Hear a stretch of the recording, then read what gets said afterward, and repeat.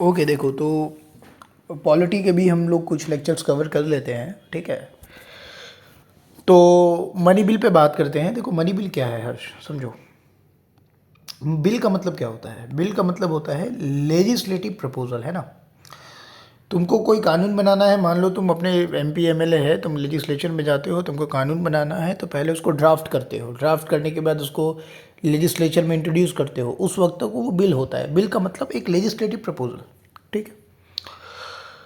Money bill क्या है? ये वो लेजिस्लेटिव प्रपोजल है जो केंद्रीय सरकार के फाइनेंशियल मैटर से डील करता है। सिंपल सी बात है, पढ़ लोगे। मनी बिल क्या है? Legislative proposal dealing with financial matters of the union government. Money bill का पर्पज़ क्या है? मनी बिल का पर्पज़ है कि लोकतांत्रिक तरीके से, डेमोक्रेटिकली तरीके से चुने गए लोकसभा को गवर्नमेंट फिनांसेस का एक्सेस देना, है ना।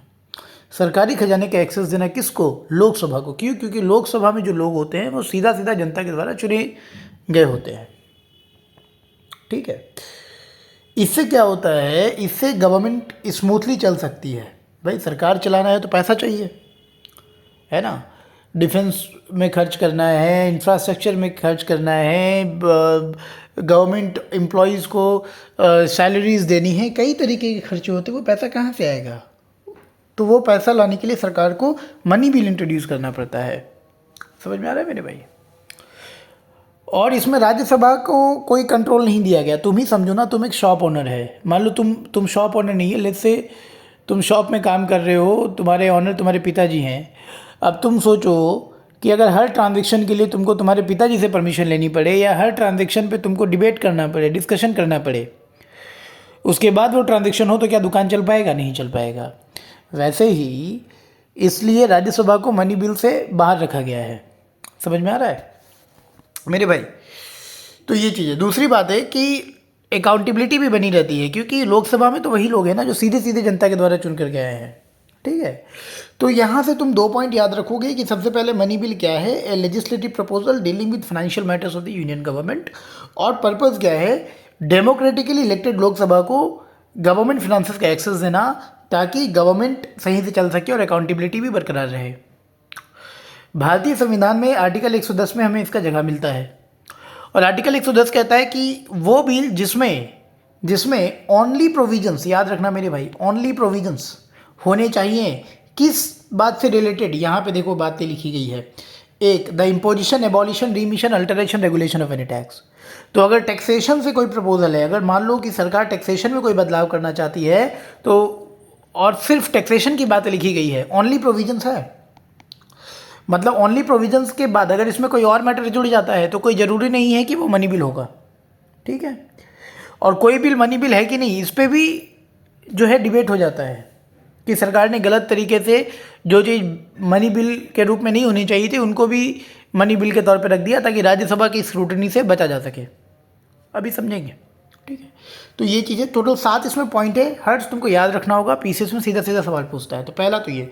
दूसरा, the regulation of the borrowing of money by the union government. अगर union government, of course union government को लोन लेना पड़ता है। अब सरकार लोन जो है डोमेस्टिक मार्केट से भी ले सकती है, इंटरनेशनल मार्केट से भी ले सकती है, तो उसके लिए भी सरकार को मनी बिल लाना पड़ता है। तीसरा, the custody of the consolidated fund of India, all the contingency fund of India, the payment of money into, all the withdrawal of money from any such fund. तो अगर तुमको कंसोलिडेटेड या contingency में पैसा डालना है या पैसा निकालना है, मनी बिल लाना पड़ेगा, ठीक है। चौथी बात है the appropriation of money out of the consolidated fund of India. Consolidated fund of India से आपको पैसा निकालना है, मनी बिल लाना पड़ेगा। Declaration of any expenditure charge on the consolidated fund of India और increasing the amount of any such expenditure. आपने कह दिया कि भाई इतने पैसे खर्च होने वाले हैं, कंसोलिडेटेड फंड से हमें पैसा चाहिए, या फिर आपने जो है कोई एक्सपेंडिचर आपने दिया था कि भाई इस प्रोजेक्ट में 10 करोड़ खर्च होने वाले हैं, और बाद में पता चला कि उसमें तो 15 करोड़ खर्च होने वाले हैं। तो ये 5 करोड़ कहाँ से आएगा? कंसोलिडेटेड फंड ऑफ इंडिया से आएगा, मनी बिल आपको लाना पड़ेगा, ठीक है।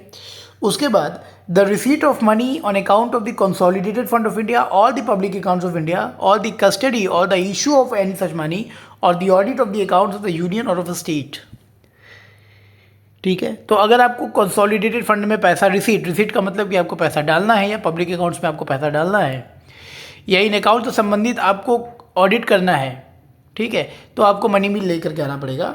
और any matter incidental to any of the matters specified है, या फिर जो भी मैटर्स अभी तुमने इधर पढ़े उनमें से संबंधित भी कोई मैटर है तो वो भी मनी बिल के रूप में कहलाएगी। तो बड़ा ही अस्पष्ट, बड़ा ही वेग डेफिनेशन है मनी बिल का, जिसका इस्तेमाल और इसी लूपहोल का सरकार कभी कभी इस्तेमाल कर लेती है कुछ ऐसे क्रूशियल पॉलिसीज़ को पास करने के लिए, ठीक है, ताकि ऑफ कोर्स मनी बिल के रूप में लाओ और तो क्या होता है, राज्यसभा की स्क्रूटनी से बच जाता है, क्योंकि राज्यसभा कोई कंट्रोल नहीं है मनी बिल पे, ठीक है। तो आर्टिकल 110 का ये 7 पॉइंट जो है हर्ष तुमको याद रखने की ज़रूरत है, ठीक है। अब आगे बढ़ते हैं। मनी बिल को लेकर प्रोसीजर क्या है, तो सबसे पहले तो मनी बिल सिर्फ लोकसभा में इंट्रोड्यूस होगा और सिर्फ मिनिस्टर ही इंट्रोड्यूस कर सकता है।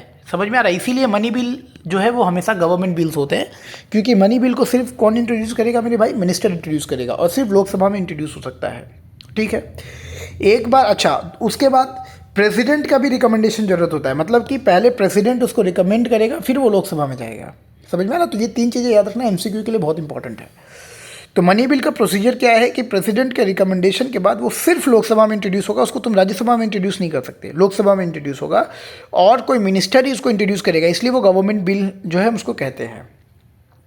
मनी बिल पास होने के बाद राज्यसभा के पास जाता है, राज्यसभा सिर्फ सजेशन दे सकता है, राज्यसभा ना ही उसको रिजेक्ट कर सकता है ना ही उसमें कोई बदलाव कर सकता है, और राज्यसभा को सिर्फ सजेस्ट करने के लिए 14 दिनों का वक्त दिया जाता है। समझ में आ रहा है मेरे भाई, कितना? 14 दिनों का वक्त दिया जाता है। अगर इन 14 दिनों में भी राज्यसभा कोई फैसला नहीं लेता है, कोई सजेशन नहीं करता है, तो माना जाएगा कि राज्यसभा ने मनी बिल को पास कर दिया, मतलब कि राज्यसभा का कोई कंट्रोल मनी बिल के ऊपर नहीं होता। समझ में आ रहा है मेरे भाई? क्यों नहीं होता? ताकि प्रोसेस को एक्सपेडाइट किया जा सके, क्योंकि पैसे की ज़रूरत होती है, अगर पैसे नहीं होंगे तो कोई कितने प्रोजेक्ट्स रुक जाएंगे, राइट, राज्यसभा लटका देगा, ठीक है। तो ज़रूरी होती है पैसे की, ओके, सरकार चलाने के लिए डे टू डे पे जो है वो ट्रांजैक्शन होता है, पैसे की आवश्यकता होती है, इसलिए इस प्रोसेस को एक्सपेडाइट करना बहुत ज़रूरी होता है, ठीक है। तो राज्यसभा का कोई कंट्रोल नहीं है, ओके। तो राज्यसभा के पास 14 दिन का टाइम फ्रेम होता है, इसके बाद बिल पास हो जाती है राज्यसभा से, भले ही राज्यसभा उसमें कुछ बोले ना बोले। उसके बाद वो प्रेसिडेंट के पास जाता है और प्रेसिडेंट के पास 2 ऑप्शन होते हैं, या तो वो उस बिल में हाँ कर दे या तो बिल को ना कर दे। बिल को रिकन्सिडरेशन के लिए नहीं भेजा जा सकता। रिकन्सिडरेशन का मतलब हो गया सस्पेंसिव वीटो, मतलब कि प्रेसिडेंट साहब जो है वो सस्पेंसिव वीटो का यूज़ नहीं कर सकते आर्टिकल 111 के भीतर। समझ में आ रहा है मेरे भाई? तो ये चूंकि अब प्रेसिडेंट साहब हाँ ही बोलेंगे, चूंकि ये प्रेसिडेंट के रिकमेंडेशन पे ही इंट्रोड्यूस होता है, तो प्रेसिडेंट साहब हाँ ही बोलेंगे, तो ये चीज़ है, ठीक है। तो ये चीज़ मनी बिल होता है, समझ में आ रहा है। और मनी बिल का फाइनल अप्रूवल कौन देता है? स्पीकर देता है। कौन देता है मेरे भाई? स्पीकर देता है। समझ में आ रहा है? तो मनी बिल के लिए स्पीकर का अप्रूवल जरूरी है, ठीक है भाई। तो ये मनी बिल हो गया। अब मनी बिल से संबंधित इश्यूज़ क्या है? देखो, पहला इशू तो ये है कि कई बार सरकार क्या करती है ना, राज्यसभा से बचने के लिए, राज्यसभा के स्क्रूटनी से बचने के लिए कई ऐसे नॉन फाइनेंशियल मैटर को भी मनी बिल में जोड़ देती है, ताकि राज्यसभा के स्क्रूटनी से बचा जा सके। समझ में आ रहा है? तो पहला तो वही चीज़ है कि भाई कई बार जो है सरकार जो है, ये वाला पॉइंट तुम पढ़ लेना, इसी पॉइंट को मैं समझा रहा हूँ कि कई बार जो है सरकार नॉन फाइनेंशियल एस्पेक्ट को भी मनी बिल के तौर पे लाती है और मनी बिल को पास करवा लेती है, राज्यसभा देखते रह जाती है। जैसे एग्जाम्पल के तौर पे अगर तुम देखो finance act 2017, finance act 2017, finance act 2017 में जो है कई तरीके के जो है टैक्सेशन सिस्टम में जो है कई तरीके की चीज़ें उसमें की गई, तो ठीक बात है, टैक्सेशन तो मनी बिल के तौर पे ही आता है। लेकिन इसी फाइनेंस बिल में ट्राइब्यूनल में भी अमेंडमेंट कर दिया गया मेरे भाई, जो की ट्राइब्यूनल से, जैसे कि नेशनल ग्रीन ट्राइब्यूनल और कई तरीके के टोटल 19 ट्राइब्यूनल, इसके अपॉइंटमेंट, टेन्योर वगैरह कई सारे बदलाव किए गए। तो अब तुम बताओ, क्या ट्राइब्यूनल मनी बिल के डेफिनेशन में फिट बैठता है? नहीं बैठता, लेकिन मनी बिल के तौर पे निकाल दिया गया, ठीक है। और इसलिए ये मसला कोर्ट में भी गया भाई, फाइनेंस एक्ट का 2017 में। उसी तरीके से अगर तुम जीएसटी को देख लो, जीएसटी चलो जीएसटी ठीक है, प्राइमरीली फोकस टैक्सेशन सिस्टम पे करता है, लेकिन इसी जीएसटी में रेगुलेटरी फ्रेमवर्क भी तो है कि आपको कैसे फाइलिंग करनी है, उसके लिए क्या जेल होगा नहीं होगा, सारे प्रोविजंस। तो रेगुलेटरी फ्रेमवर्क क्या मनी बिल के डेफिनेशन में फिट बैठती है? नहीं, लेकिन फिर भी वो मनी बिल के तौर पे पास करवा लिया गया। मनी बिल के तौर पे पास करवा लिया गया का मतलब है कि राज्यसभा का उसमें कोई कंट्रोल नहीं है। समझ में आया मेरे भाई? तो पहला तो ये समस्या है। दूसरा समस्या ये होती है भाई, फिर देखो एक आधार एक्ट का भी एग्जाम्पल दे सकते हो।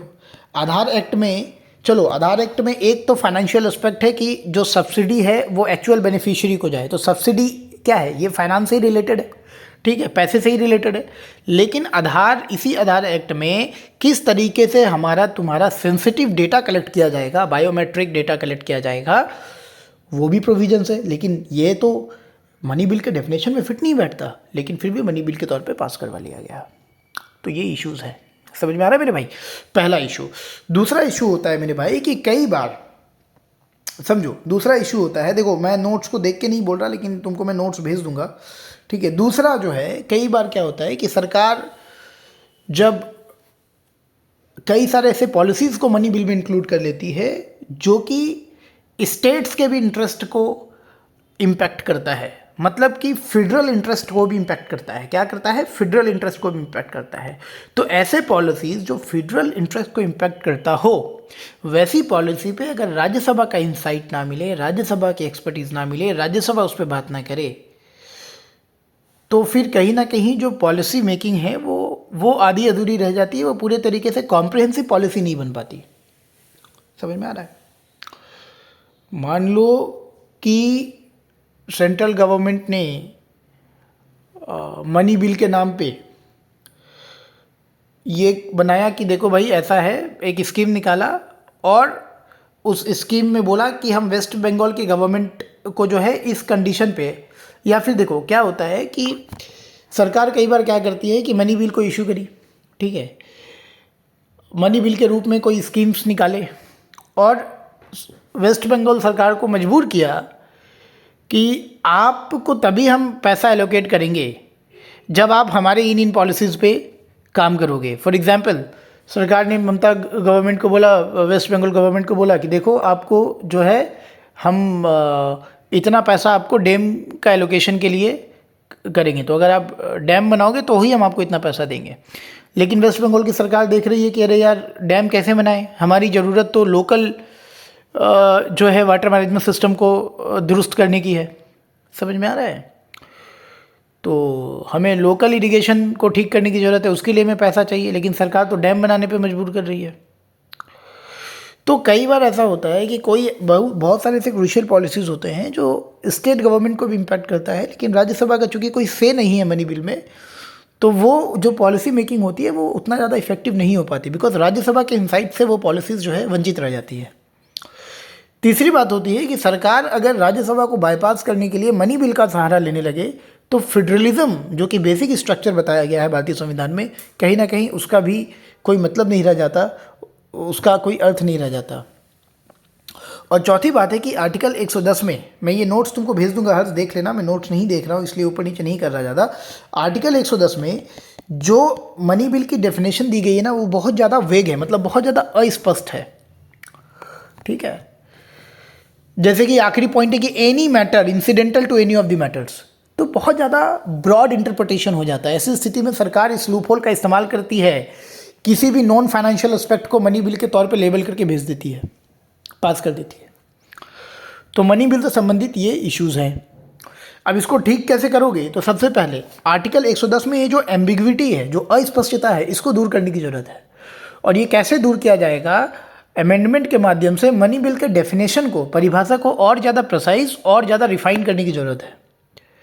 समझ में आ रहा है कि एक्चुअली में क्या क्या फाइनेंशियल एस्पेक्ट होंगे, वो क्लियर करने की ज़रूरत है कि मनी बिल उन्हीं बिल को माना जाएगा सिर्फ जिसमें सिर्फ टैक्सेशन, एक्सपेंडिचर, रिसीट की बातें की जाएगी, ना कि कोई नॉन फाइनेंशियल एस्पेक्ट की। तो थोड़ा आर्टिकल 110 को रिफाइन करने की ज़रूरत है, थोड़ा सा प्रिसाइज बनाने की ज़रूरत है मनी बिल की परिभाषा को। दूसरी बात यह है कि और एक काम किया जा सकता है कि सरकार जब भी कोई मेजर मनी बिल को पेश करना हो, जैसे कि बजट क्या है? मनी बिल ही तो है। और बजट में ही सरकार जो है सब कुछ तय कर लेती है, कितना लेना है, कितना देना है, कौन सी मिनिस्ट्री को कितना पैसा देना है, क्या स्कीम्स है, नहीं है, हैन तेन, सब कुछ जो है वो एनुअल बजट में होता है। और बजट एक मनी बिल है। तो जब भी कोई मेजर मनी बिल को लोकसभा में इंट्रोड्यूस करना हो तो सरकार को चाहिए कि उसको इंट्रोड्यूस करने के पहले एक स्पेशल सेशन बुलाया जाए जिसमें लोकसभा के भी रिप्रेजेंटेटिव हो और राज्यसभा के भी रिप्रेजेंटेटिव हो। देखो हर्ष, ये सारे मेरे अपने विचार हैं, ठीक है, ये तुमको किसी भी आर्टिकल में और नेट में नहीं मिलेगा, ये मेरे अपने विचार हैं, ठीक है। तो मेरे अपने विचार है कि एक स्पेशल सेशन बुलाना चाहिए जिसमें लोकसभा के भी रिप्रेजेंटेटिव हो, राज्यसभा के भी रिप्रेजेंटेटिव हो, और वो दोनों मिल करके उस मनी बिल को फॉर्मुलेट करें लोकसभा में इंट्रोड्यूस करने से पहले। तो इससे क्या होगा, एक कलेक्टिव डिसीजंस हो पाएंगी, ठीक है, एक कॉम्प्रिहेंसिव पॉलिसी फ्रेमवर्क तैयार हो सकता है, राइट, जो कि एक बेहतर पर्पस सर्व करेगा। समझ में आ रहा है मेरे भाई? तो दूसरा ये तरीका। तीसरा तरीका हो सकता है कि स्पीकर को भी एक क्लियर गाइडलाइन होनी चाहिए, क्योंकि स्पीकर यूजुअली रूलिंग पार्टी से होता है, तो स्पीकर के लिए भी क्लियर गाइडलाइंस होनी चाहिए कि किन किन बातों को उस पर विचार करने की ज़रूरत है, उसको विचार करने की ज़रूरत है, उसको as a money bill approve करने से पहले। तो स्पीकर के लिए भी एक गाइडलाइन होनी चाहिए, और स्पीकर के फैसले का, अगर स्पीकर का फैसला लगे कि स्पीकर का फैसला जो है वो आर्बिट्रेरी है, और राज्यसभा का कुछ एक सर्टेन, जैसे कि हम मान लेते हैं कि 1/3 या 1/4 लोगों को लगे कि राज्यसभा का फैसला जो आर्बिट्रेरी है, तो उसको वो जुडिशियल स्क्रूटनी में डाल सके। नहीं तो स्पीकर के पास तो ब्लैंकेट एकदम अनलिमिटेड पावर आ जाएगी, वो किसी भी बिल को तो मनी बिल के तौर पे कर देगा और उसके बाद राज्यसभा का कोई रोल ही नहीं रह जाएगा। तो स्पीकर के लिए भी क्लियर गाइडलाइन की आवश्यकता है। चौथी बात होनी चाहिए कि एक स्टैंडिंग कमेटी होनी चाहिए, एक परमानेंट कमेटी होनी चाहिए जो रेगुलर बेसिस पे मनी बिल के प्रोसेस का रिव्यू करे। देखो भाई, ये सब कुछ जो है ये मेरी अपनी धारणा है, ठीक है, तो मैं नोट्स नहीं देख रहा हूँ, पता नहीं कहाँ पे कौन सी बात लिखी गई है, मैं तुमको नोट्स भेज दूंगा, देख लेना। तो एक और पॉइंट हमने क्या बोला कि एक परमानेंट स्टैंडिंग कमेटी होनी चाहिए जिसका काम हो कि मनी बिल के प्रोसेस का रिव्यू करे, और जिस तरीके से लेजिस्लेटिव प्रैक्टिसेस दिन पे दिन इवॉल्व कर रही है उसको ध्यान में रखते हुए मनी बिल में क्या क्या रिफॉर्म्स होने चाहिए। क्योंकि देखो, कोई भी व्यवस्था अगर तुम उसको बदलोगे नहीं तो फिर वो व्यवस्था आने वाले वक्त में किसी काम की नहीं रह जाएगी। आज यूनाइटेड नेशन सिक्योरिटी काउंसिल में 1945 का व्यवस्था जो वो लोग याल्टा एग्रीमेंट में डिस्कस किया था वही चल रहा है। तो क्या यूएनएससी आज इफेक्टिव सक्षम है? नहीं है, क्योंकि उसमें कोई बदलाव नहीं किया गया। वैसे ही जिस तरीके से समय समय पर भारतीय संविधान में बदलाव किए जाते हैं, एक स्टैंडिंग कमेटी होनी चाहिए जो कि बदलते समय के लेजिस्लेटिव प्रैक्टिसेस के साथ पार्लियामेंट को मनी बिल में भी रिफॉर्म करने का सजेशन दे। इस तरीके से हम इन चीज़ों को और इफेक्टिव बना सकते हैं। समझ में आ रहा मेरे भाई? ये सारे सॉल्यूशन हैं। अब तुम लक्ष्मीकांत अगर पढ़ोगे तो लक्ष्मीकांत में सिर्फ लिखा हुआ है मनी बिल क्या है, ना इससे संबंधित इश्यूज लिखे गए हैं, ना कोई सॉल्यूशन लिखा गया है। अब हम बात करते हैं फाइनेंस बिल की, ठीक है। फाइनेंस बिल आर्टिकल 117 क्लॉज 1 और आर्टिकल 117 क्लॉज 3 में है। एक है फाइनेंशियल बिल 1 और एक है फाइनेंशियल बिल 2। फाइनेंशियल बिल 1 क्या होता है कि मनी बिल में, अगर मनी बिल में क्या लिखा हुआ है, ओनली प्रोविजंस। तो अगर मनी बिल के साथ साथ अगर आप कोई एनी अदर मैटर जोड़ देते हो जो कि मनी बिल के डेफिनेशन में फिट नहीं बैठता, तो वो हो जाता है फाइनेंशियल बिल 1।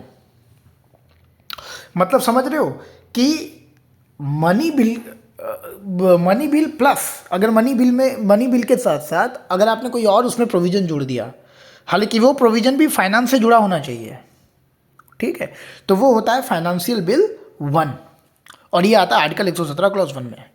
फाइनेंशियल बिल 1 और मनी बिल में दो सिमिलरिटी है। पहला, दोनों को प्रेसिडेंट के रिकमेंडेशन की जरूरत होती है और दोनों ही सिर्फ लोकसभा में इंट्रोड्यूस किए जा सकते हैं। याद रखना, फाइनेंशियल बिल 1 को मिनिस्टर या फिर नॉन मिनिस्टर कोई भी इंट्रोड्यूस कर सकता है, ठीक है। तो मनी बिल और फाइनेंशियल बिल 1 में सिर्फ दो बातों की सिमिलरिटी, एक तो सिर्फ लोकसभा में इंट्रोड्यूस होगा, दूसरा प्रेसिडेंट का प्रायर रिकमेंडेशन, बाकी सब डिफरेंट है। मनी बिल को स्पीकर के ऑथेंटिकेशन की आवश्यकता होती है, फाइनेंशियल बिल को स्पीकर के ऑथेंटिकेशन की आवश्यकता नहीं होती। मनी बिल पर राज्यसभा का कोई कंट्रोल नहीं है, फाइनेंशियल बिल पर राज्यसभा का कंट्रोल है, अर्थात जॉइंट सिटिंग फाइनेंशियल बिल 1 में पॉसिबल है। मनी बिल में कोई जॉइंट सिटिंग का प्रोविजन नहीं है क्योंकि राज्यसभा का कोई कंट्रोल ही नहीं है, 14 दिनों का वक्त होता है उसमें। लेकिन फाइनेंशियल बिल 1 में राज्यसभा के पास 6 महीनों का वक्त होता है। अगर 6 महीनों में राज्यसभा ने कोई उस पर फैसला नहीं लिया तो इसका अर्थ होगा कि राज्यसभा ने उसको रिजेक्ट कर दिया और उसके बाद फिर जॉइंट सिटिंग का प्रोविजन हो सकता है, ठीक है। तो ये होता है फाइनेंशियल बिल 1। समझ में आ रहा है भाई? बाकी तो तुम देख लेना, थोड़ा सब इजी बात ही है, ठीक है। अभी हम लोग थोड़ा सा एग्जाम्पल के तौर पे देख लेंगे फाइनेंशियल बिल 1 और फाइनेंशियल बिल 2 और मनी बिल का कुछ एग्जाम्पल भी देख लेंगे। फाइनेंशियल बिल 2 क्या होता है? ये एक ऑर्डिनरी बिल होता है। जो मसले मनी बिल फाइनेंशियल बिल 1 में फिट नहीं बैठता वो फाइनेंशियल बिल 2 होता है। Financial bill 2 is pure ordinary bill, which means कि ना ही इसको प्रेसिडेंट के रिकमेंडेशन की जरूरत है, ये किसी भी हाउस में इंट्रोड्यूस हो सकते हैं, इसको मिनिस्टर नॉन मिनिस्टर कोई भी इंट्रोड्यूस कर सकता है, इसमें जॉइंट सेटिंग के प्रावधान होते हैं, राज्यसभा का पूरा पूरा कंट्रोल होता है। तो फाइनेंशियल बिल 2 जो है वो एक प्योर ऑर्डिनरी बिल है। समझ में आ रहा है मेरे भाई? कुछ एग्जाम्पल देख लो, जैसे मनी बिल। अब मान लो कि सरकार जो है कहती है कि हमको जो है किसानों के लिए इनकम टैक्स को एबॉलिश कर देना है, किसान को इनकम टैक्स देने की आवश्यकता नहीं है। तो ये प्योर मनी बिल के जो आर्टिकल 110 में जो पहली बात लिखी गई है, the imposition abolition diminishing alteration regulation of any tax, तो उस पर फिट बैठता है, तो वो मनी बिल होगा। अब सरकार क्या करती है? सरकार ने जीएसटी लेकर के आई। जीएसटी तो टैक्सेशन से ही ठीक है, मतलब मनी बिल का तो परिभाषा है, लेकिन उसके साथ साथ सरकार ने क्या किया? कुछ रेगुलेटरी मेजर्स भी उसके साथ रख दिए। तो वो कहीं ना कहीं फाइनेंशियल बिल 1 या फाइनेंशियल बिल 2 पे आएगा। तो ये थोड़ा मसला जो है वो रूलिंग पार्टी में रहता है, थोड़ा डिबेटेबल होता है, ठीक है। उसके बाद मान लो सरकार ने ये कहा कि रूरल डेवलपमेंट के लिए हमें फंडिंग बढ़ाना है, रूरल डेवलपमेंट के लिए हमको फंडिंग को बढ़ाना है, ठीक है। और अगर तुम इस चीज़ को देखोगे तो ये टैक्सेशन तो इसमें है नहीं, ठीक है। ये क्या बात कर रहा है? रूरल डेवलपमेंट के लिए, ठीक है। तो कहीं ना कहीं इसमें स्टेट का इंटरेस्ट नहीं था, इसमें स्टेट्स का इंटरेस्ट नहीं था, तो ये फाइनेंशियल बिल 2 पे आ जाता है। सिंपल सी बात है, तुम इतना समझो कि जहाँ पे नॉन फाइनेंशियल एस्पेक्ट या रेगुलेटरी फ्रेमवर्क जुड़ जाते हैं वो या तो फाइनेंशियल बिल 1 या तो फाइनेंशियल बिल 2 में काउंट होता है। लेकिन सरकार कई बार जो है, चूँकि स्पीकर ही अप्रूवल करता है मनी बिल का, तो सरकार कई बार ऐसी बातों को जो कि फाइनेंशियल एस्पेक्ट से नहीं जुड़ा हुआ है उसको भी फाइनेंस के साथ जोड़ के मनी बिल में पास करवा देते हैं, कारण ताकि राज्यसभा की स्क्रूटनी से बचा जा सके और जल्दी से जल्दी चीज़ें हो सके, ठीक है। सो ये तुम्हारा मेरे भाई मनी बिल जो है ये अच्छे से हो गया है, तो इसको जो है तुमको पढ़ने की आवश्यकता है, ठीक है।